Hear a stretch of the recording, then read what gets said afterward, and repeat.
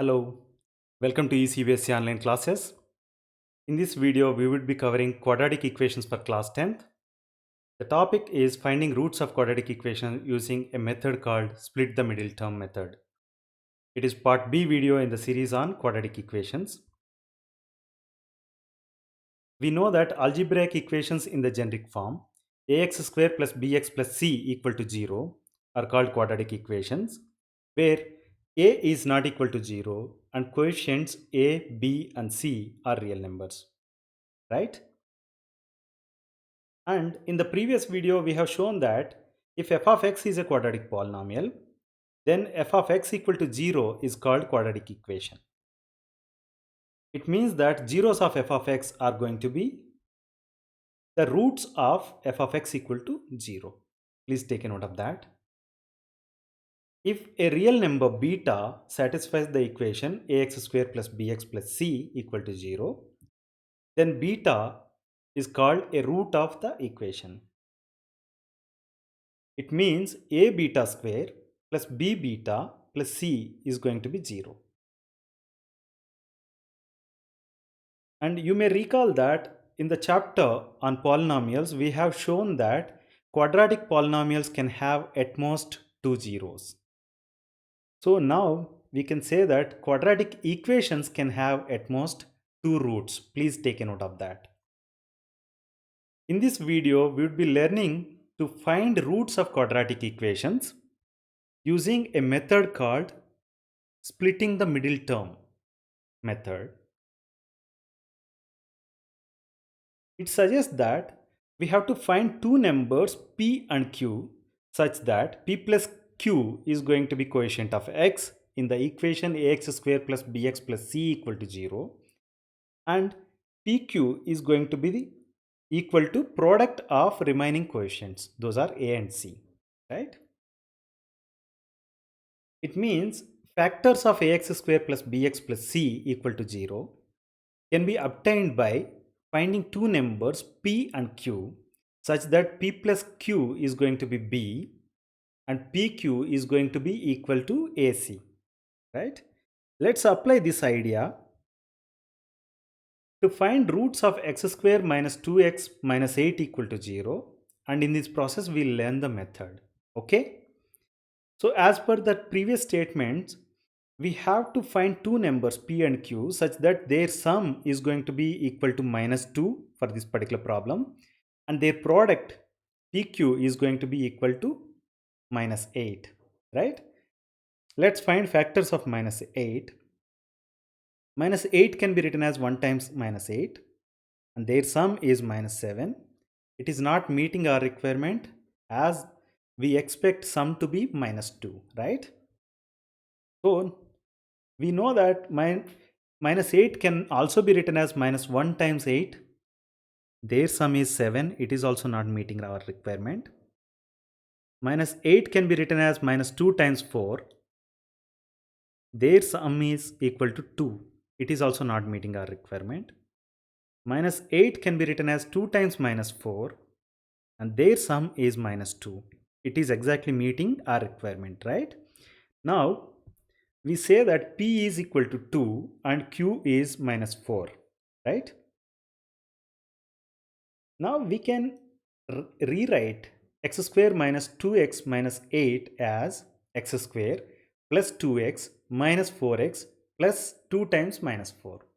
If you observe, the second term or the middle term of the given equation, that is minus 2x, is split into sum of two terms. Those are 2x and minus 4x, right?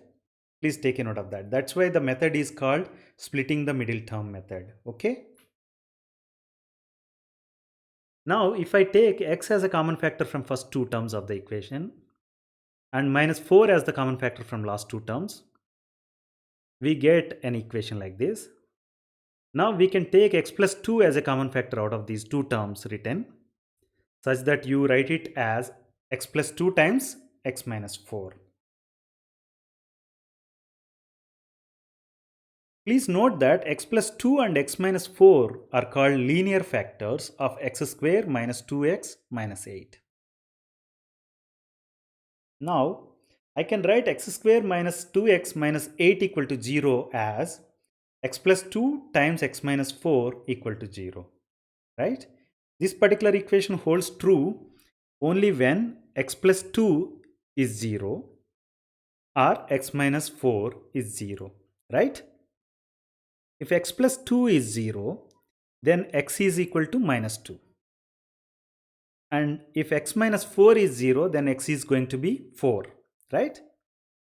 Now we can say that minus 2 and 4 are the roots of x square minus 2x minus 8 is equal to 0.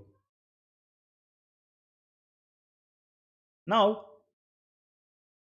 let's find roots of another equation. This is 2x square minus 5x plus 3 equal to 0.